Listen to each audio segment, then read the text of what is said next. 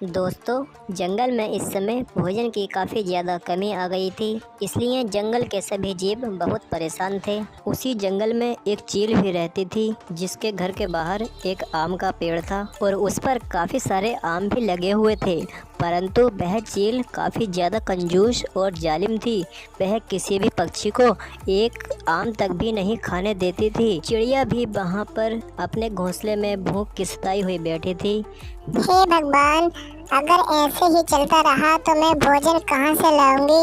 और मैंने तो कल से कुछ भी नहीं खाया है, इसलिए बहुत ही कमजोरी महसूस हो रही है। चील भी अपने घोंसले की तरफ जा रही थी, तब ही अचानक से उसका चश्मा नीचे गिर जाता है और वह सीधा चिड़िया के घोंसले में आकर गिरता है।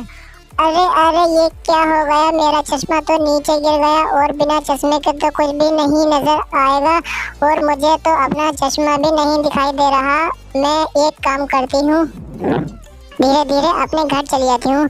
यह चश्मा तो चील दी का है, यह चश्मा मैं उन्हें दे देती हूँ। वैसे भी यह चश्मा मेरे किसी काम का नहीं है। चिड़िया वो चश्मा लेकर चील की तरफ जाती है। कौन कौन मेरे घोंसले के पास कहीं और कोई मेरे आम तो नहीं तोड़ रहा? नहीं नहीं, कोई नहीं आम नहीं तोड़ रहा। मैं चिड़िया हूँ, मुझे आपका चश्मा मिला था, मैं वही देने के लिए आई हूँ। चश्मा लाओ, चश्मा लाओ। चिड़िया वैसे भी बिना चश्मे के तो मुझे कुछ भी नहीं दिखाई दे रहा। यह लो चील। चिड़िया, तुम्हारा बहुत बहुत धन्यवाद। मैंने तो सोचा था कि अब मेरा चश्मा मुझे कभी नहीं मिलेगा। मांगो, तुम क्या मांगती हो?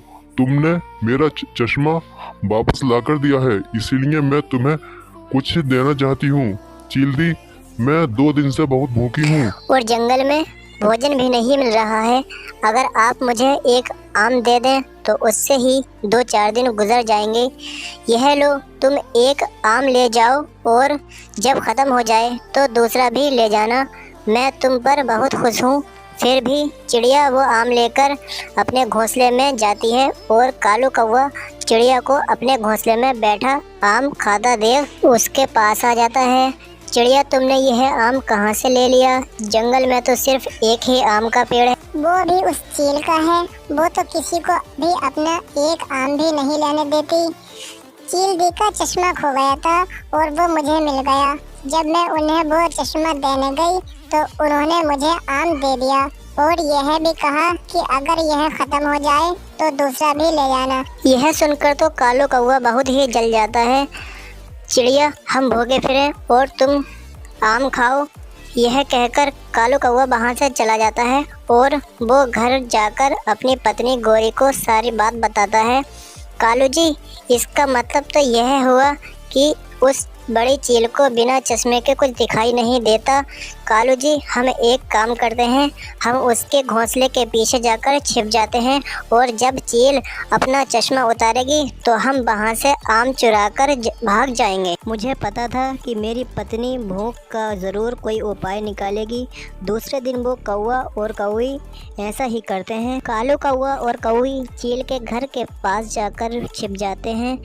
बहुत दिन हो गए हैं अपनी बहन से मिले हुए। अगर मैं ऐसे अपने आम के पेड़ को छोड़कर चली गई तो सभी पक्षी मेरे सारे आम खा जाएंगे। मैं एक काम करती हूँ, मैं अपनी बहन को ही संदेश भेज देती हूँ कि वो किसी दिन आकर मुझसे मिल जाए। यह कहकर चील कुछ देर के लिए अपना चश्मा उतारकर एक तरफ रख देती है। कालू जी, मौका अच्छा है, धीरे धीरे जाओ और किसी तरह उस चील के पास जाकर 2-4 आम तोड़ लाओ।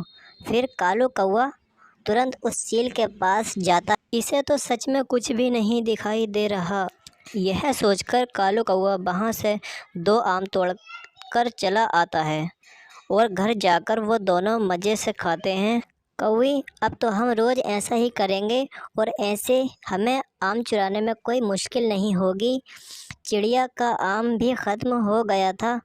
चिल्दी ने कहा था कि आम ख़त्म हो जाए तो एक और आम ले जाना। मैं चिल्दी के पास जाकर एक और आम ले आती हूँ। फिर चिड़िया भी चील की तरफ जाती है। चिल्दी, मुझे भूख लगी हुई थी तो मैंने सोचा कि आपसे एक आम ले आती हूँ।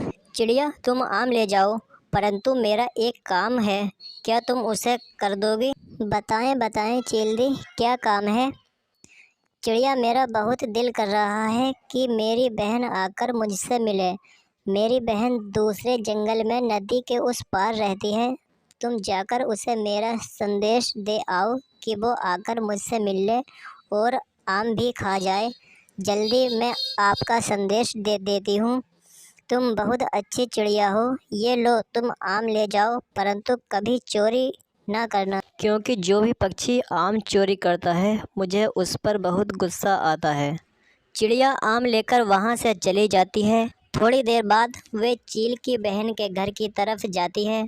उसे उसकी बहन के घर का पता था, इसीलिए वह जल्दी वहाँ पहुँच जाती है। चील दी, मुझे आपकी बड़ी बहन ने भेजा है।